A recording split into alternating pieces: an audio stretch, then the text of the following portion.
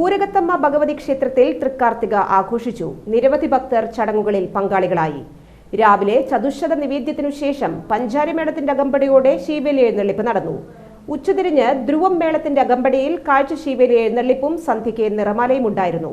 തുടർന്ന് സോപാന സംഗീതം അരങ്ങേറി. നിരവധി ഭക്തരാണ് ചടങ്ങുകളിൽ പങ്കാളികളായത്.